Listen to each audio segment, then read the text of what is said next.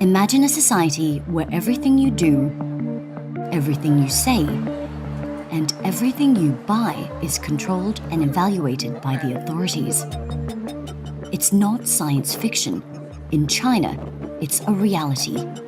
From now on, citizens' lives are rated and assessed. This is what the Chinese Communist Party calls social credit. The government here says it is trying to purify society by rewarding those who are trustworthy and punishing those who are not. So like the credit score that most Americans get for how they handle their finances, Chinese citizens are now getting social credit scores. The social credit rating system began testing 5 years ago in approximately 30 Chinese cities. It will be rolled out across the entire country by 2020. So now, the government is tracking citizens' behavior from smoking on a train to jaywalking. If one score drops low enough, they could be denied travel or buying an apartment. When Liu Hu recently tried to book a flight, he was told he was banned from flying because he's on the list of untrustworthy people. Liu is a journalist who was ordered by a court to apologize for a series of tweets he wrote and was then told his apology was insincere. I can't buy property. My child can't go to private school, he says. You feel you're being controlled by the list all the time. And the list is now getting longer, as every Chinese citizen is being assigned a social credit score. Nearly 15 million people have already been prevented from traveling. The process made possible thanks to the collection of masses of data in all areas of its citizens' private and public life, and it is set to be implemented nationally in 2020. China's growing network of surveillance cameras makes all of this possible. The country already has an estimated 176 million cameras. This knows every person, every bike, every car, every bus. You can tell whether it is an adult, a child, a male or female. It can recognize more than 4,000 vehicles. For China's population, already scrutinized by the country's 117 million surveillance cameras, the social credit system only signals a further decline in freedom.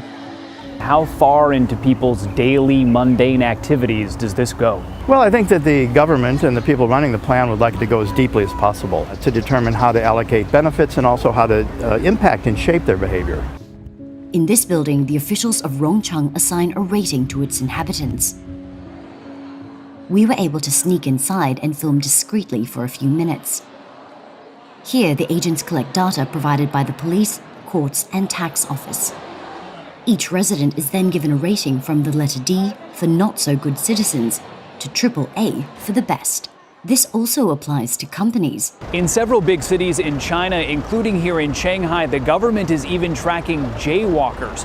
Cameras record them going through intersections, zero in on their face, and then publicly shame them on nearby video screens. Police in Beijing have been wearing these glasses that can recognize faces linked to the government's national database to help boost arrests. How advanced is this technology? This is cutting edge. Wu Fei is CEO of a company that makes the glasses. He claims he doesn't know how the government intends to use his technology. I have no idea. Really? Yes.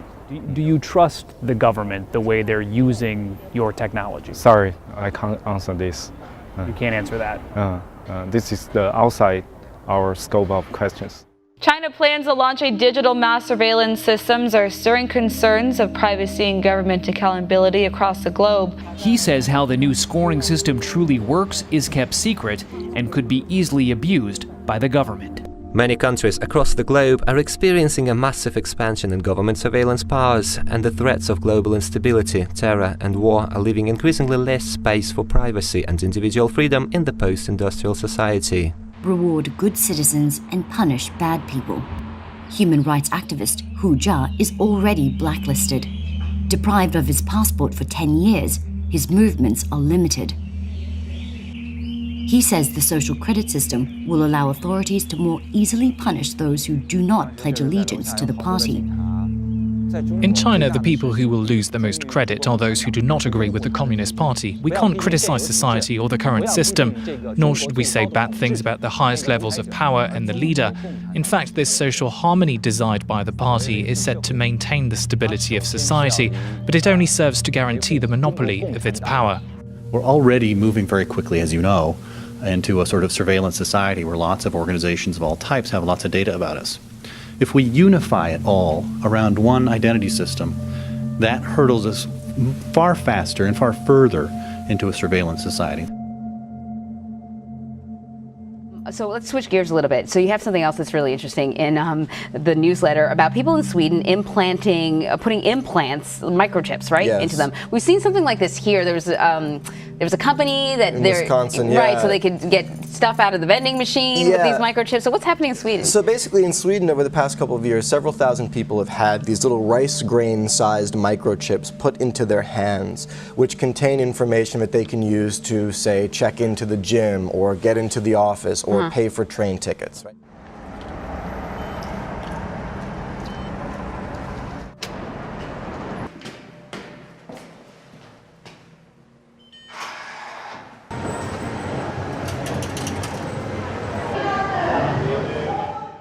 On the one hand, everyone can appreciate that that's convenient, right? How many times have you been looking for your key fob at the gym or can't remember your password for something? But I think the bigger question here is, look, as the human body itself becomes a technological platform, right, there are big questions we need to consider about what kind of information is put out about us, from us, quite literally, and also further down the line, what kind of access do other people or platforms have to that information that is inside us, right? This is a biotech question, this kind of blurring of the lines between the human body and tech. I mean, it's one thing if you're holding your smartphone and it's sort of emitting data about you. It's another thing if your own hand is doing the same thing.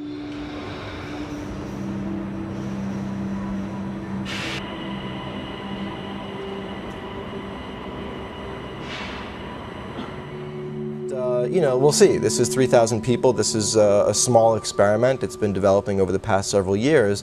But as the information that these microchips contains gets more elaborate and more detailed, people may start to change their mind.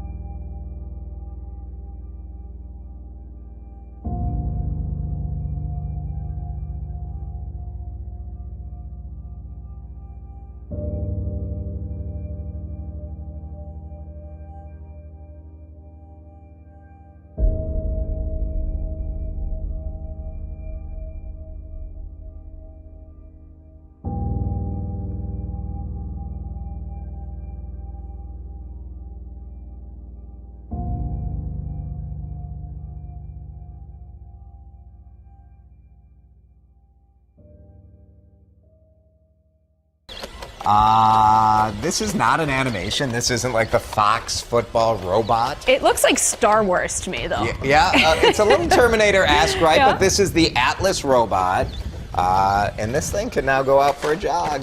Look at that backflip. I mean, you've got to be in pretty good shape if you want to outrun that thing or outflip it.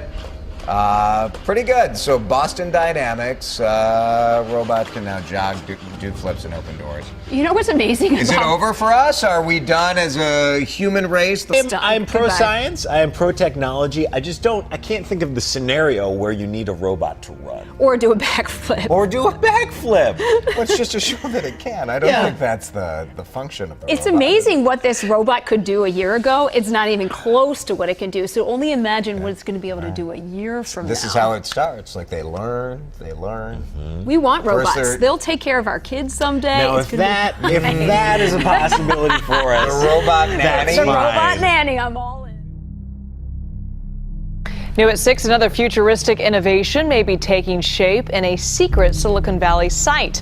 An Amazon research facility in Sunnyvale reportedly has a secret mission involving robots. To give you an idea of just how sensitive Amazon is about their lab, as we were shooting video on the public sidewalk, Teams of security guards said we couldn't point our cameras at their property and called Sunnyvale police claiming we were trespassing. Just so you know, he's filming audio and video too. Awesome. After consulting city zoning maps, Sunnyvale PD said it was indeed public property and allowed us to stay. Cool, thank you. Cool. Thank you. Appreciate it. Bloomberg put out a report early this morning titled, Amazon has a top secret plan to build home robots. Citing unnamed sources, they say the project has been dubbed Vesta, after the Roman goddess of hearth, home, and family. There are a lot of unknowns. Will it talk? What will it look like? And what will it be able to do? Chloe, am I ready on my washer cycle? Remember Chloe from LG, the doomed home robot demo at the Consumer Electronics Show earlier this year? It went silent in front of a huge crowd. Chloe, what's for dinner tonight? It's a glaring example of how the technology is still in its early days. We're becoming aware of how much data we give away without even realizing it.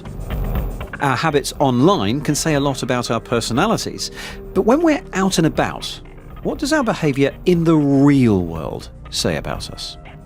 Well, in the UK, we're all getting used to the fact that we're being filmed by CCTV a lot of the time, but although a human can tell a lot about a person just by looking at video footage, that is a really hard job for a computer to do. That said, this system is having a pretty good guess at who it's looking at right now.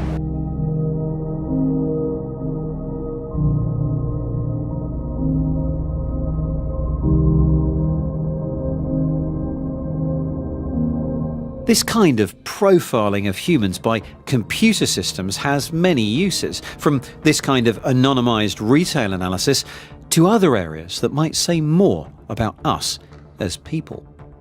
One of the more controversial uses for AI is in policing.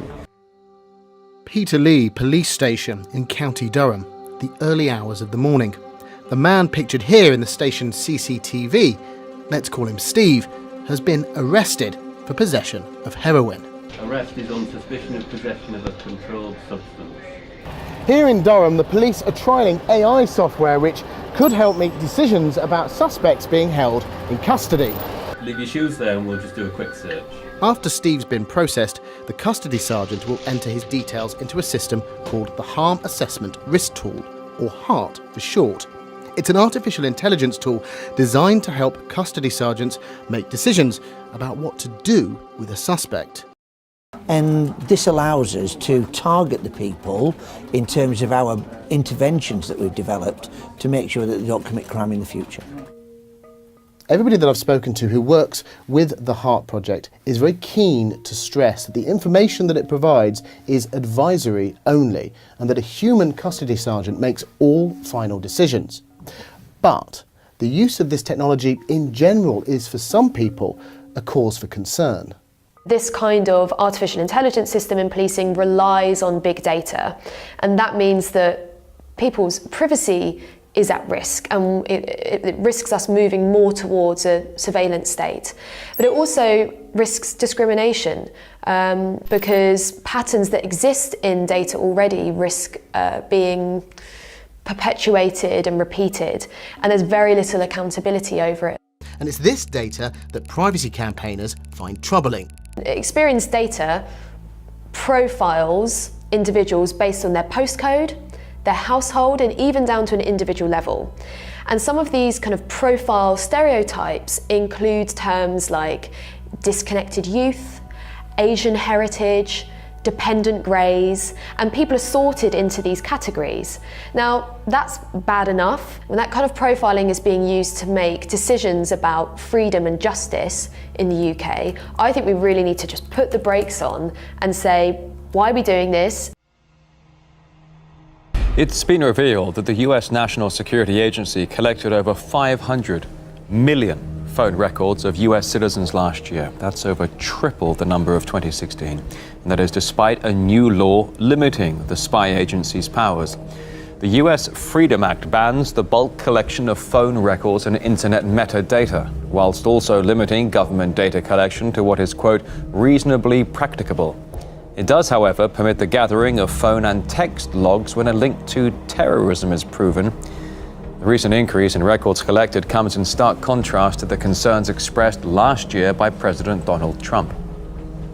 I think that is a very big surveillance of our citizens. I think that's a very big topic, and it's a topic that should be number one, and we should find out what the hell is going on.